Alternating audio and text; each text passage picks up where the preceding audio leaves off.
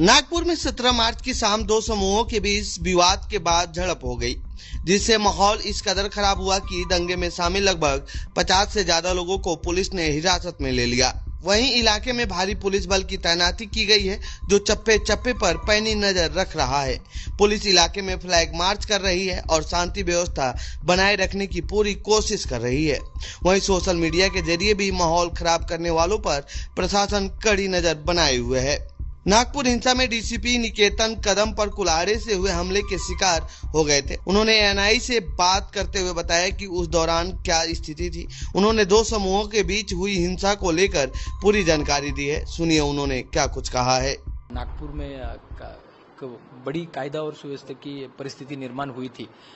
उसमें क्राउड बहुत बड़े पैमाने पे जमा हुआ था। उसके बाद पत्थरबाजी हुई, बहुत सारी गाड़ियों की भी तोड़फोड़ उसमें दिखाई दे रही है। बहुत सारे सीसीटीवी फुटेज भी हमारे पास अवेलेबल है, जिसमें कुछ असामाजिक तत्व हाथ में शस्त्र वगैरह लेके भी घूमते हुए नजर आ रहे हैं। लेकिन कल ये पूरी परिस्थिति नियंत्रण करने के लिए नागपुर शहर के CP sir Ravindra single sir खुद ग्राउंड पे वहां पे अवेलेबल थी। हमारी डिफरेंट टीम्स भी थी वहां पे।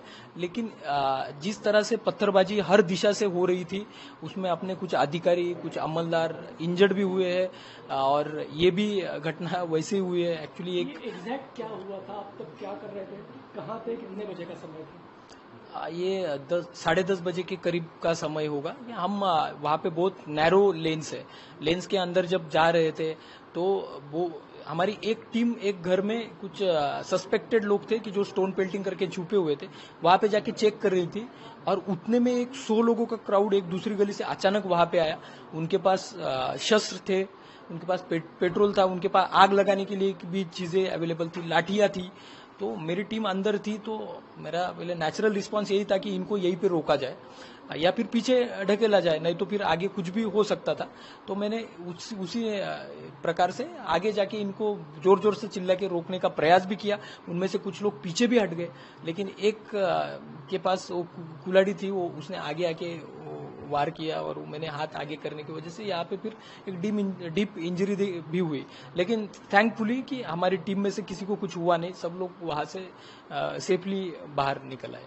वो जो मॉब था, वो क्या आपको लगता था ये पूर्व नियोजित उनका पूरा ये एक तरीके से प्लान था, ऐसा आपको लगता? जब हम वहां पे गलियों में अंदर जा रहे थे तो हर गली में बड़े पैमाने पे मॉब दिख रहा था और कुछ पैमाने पे ऊपर से, बिल्डिंग के ऊपर से भी पत्थरबाजी होते हुए दिख रही है। और बिल्डिंग के ऊपर पत्थर कैसे गए, ये तो पहला सवाल उसमें आता है। तो कुछ लग तो रहा है इसमें प्राथमिक दृष्टि की कुछ ना कुछ इसमें नियोजन हो सकता है, लेकिन अपने इन्वेस्टिगेशन का पार्ट है वो, उसमें सारी चीजें क्लियर होगी। सोशल मीडिया भी चेक किया जाएगा, क्योंकि बहुत सारे सोशल मीडिया पे भी मैसेजेस वायरल हुए थे, वो ऑलरेडी हमने वो एविडेंसेस गैदर किए हैं, तो सारी चीजें क्लियर हो जाएगी।